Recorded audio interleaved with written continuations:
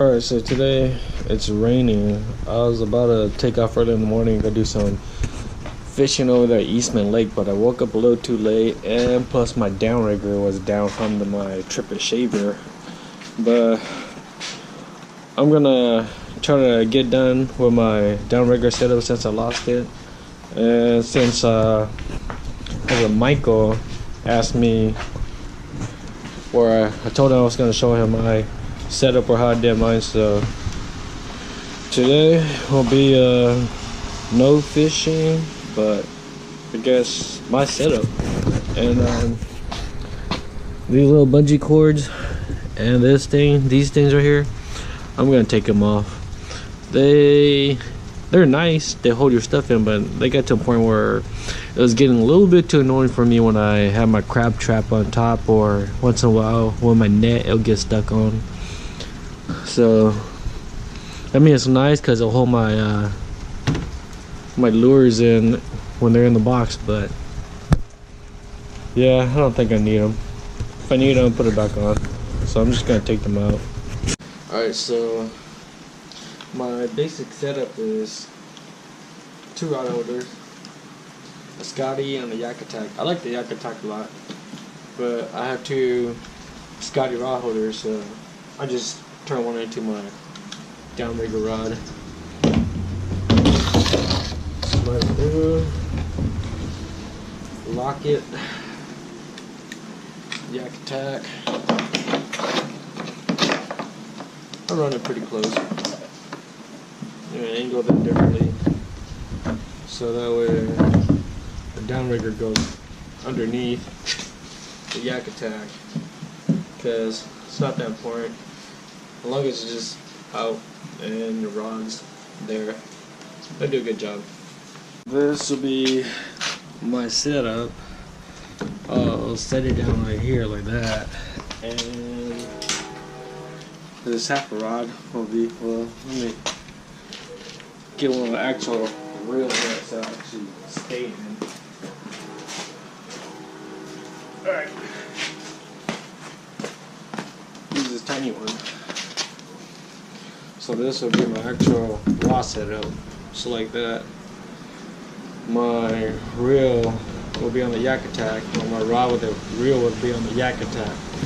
Well, this, I can move it however I want. I mean, I could tilt it a little bit to the right, a little bit to the left. It works. I like it too because it's nice, because it has my depth counter, everything, nice and simple. It works.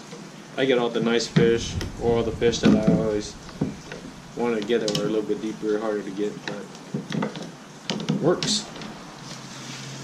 So pretty much what you will need to make this work, or for my setup, my rig, my downrigger style, the cheap style. I mean, you could go buy the real downrigger from Scotty for kayaks. You could put on these little reel system. I think it's only like 70 bucks, 75, something around there. But I mean, if you already got the stuff at home like me, why spend more money if this setup and this rig works? I like to use the little bead chain swivel, or you could use one of these, the little P-line. They work pretty good because you could attach it to your downrigger line to the end of the swivel, and with the clip down to the ball. And then for me, I like this one better because for some reason the little kind of chartreuse color grip down here just grips your line a lot better, because I like to use pretty much a 10-pound test braided line. And I noticed with the other plastic stuff, with other clips, they don't hold down 10-pound braided line, or if you're using thinner diameter line, and they tend to come off easy, or if the fish barely takes a bite out of your lure, it'll come right off, so you don't actually get a real good setup or a good hit or a good hookup. Where this, it'll take a good amount of force to actually get it off the clip. So I mean, I caught trout coconut with this stuff, so this is probably my favorite one so far. And if you don't want to buy the P line and you already have some these bead chains. I say get some of these little baby clips and open it up and clip it to the end like that, and you should be good to go. Let me rig it up my setup, and I'll show you how I do my setup. This is my setup. It's just an old broken rod. Bought this thing for I think 39 bucks with the cheap little reel on it. Just trout fishing, caught a lot of fish, but broke it from trying to go a little heavier, fishing heavier weight. Snapped the top, just left it in my garage for a while, and yeah, a little 7-foot Akuma, whatever, stick, Sofina Pro, some cheapy Walmart stuff. So since it's broken, and I did a couple different style rigs setup, and so far this is my favorite rig for homemade downrigger. Pretty much sawed out the back end, so all you have is just the foam handle, and then I sawed it all the way off from after the first ring or eye. That way the rope could go through and just flow down straight freely, just like a regular fishing line, and it works. I bought this thing for this conventional reel for the depth counter for ocean fishing and trolling, but I don't use it for trolling. It's too heavy, it's too big, too bulky. I just use my spinning reel, and I don't use this for ocean fishing anymore, so I just had a extra reel at home. Might as well turn it to a downrigger. But you could use, I guess, any reel. It's just a little bit nicer than having a downrigger where you can't really count. So this, at least you could kind of count rather than going 1, 2, 3, 4. You know, counting your drops. It works. I'll just use this real quick. Which isn't too bad.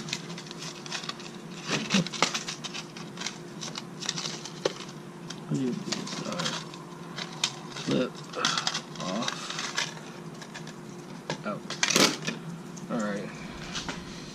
Usually, just like how you tie any other hook, eye, swivel. Stick it in, make your knot.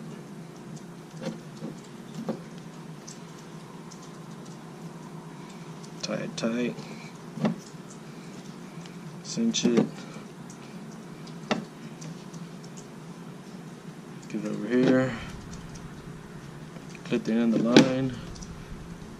Won't come off. I pulled big fish like this before, never came off. And then you could either keep this original thing. To me, it's nice, kind of bulky.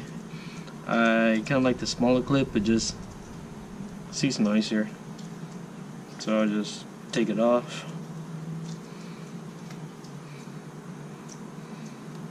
That's why you'd rather just buy the bead chain, but this one just doesn't look as strong. I mean, it's pretty strong, but I'd rather have something that fits my liking. A little cleaner look, a little tighter look.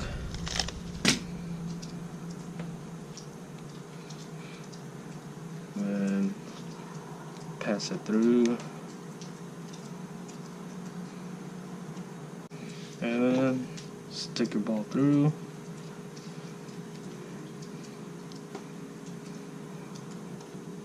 Lock it up. Bam. Done. The only reason why I prefer doing this is because I like to put the end of the clip onto the top of the ring, so that way if anything get caught on the ball, it just spins freely. If the ball decides to spin, it just spins.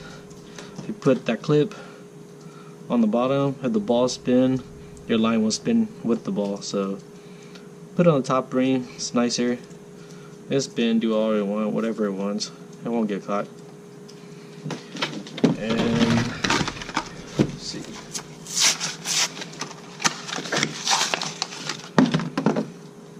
This is what happens when you don't fix it and perfect opportunity comes out and you want to go fishing, but you can't go fishing because your setup isn't ready. So you're stuck at home fixing your setup. So that would pretty much be my setup. Pretty much just the clip. I usually always attach it to my line. Go over here and pretty much drop it down, and it won't come off.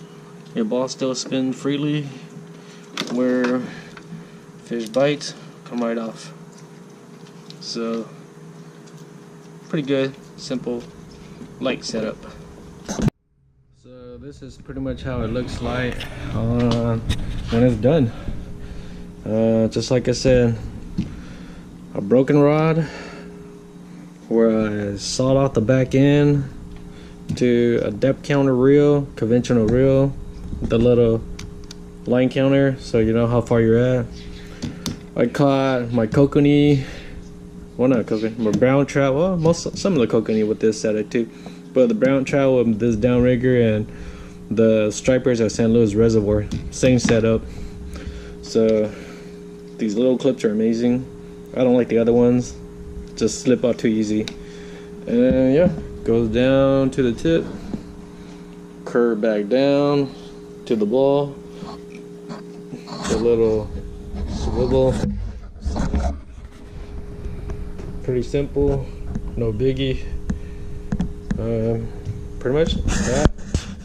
Slide back down to the clip, and then kind of cumbersome, but it works. My rod right here, straight up, and yeah, simple, and it works.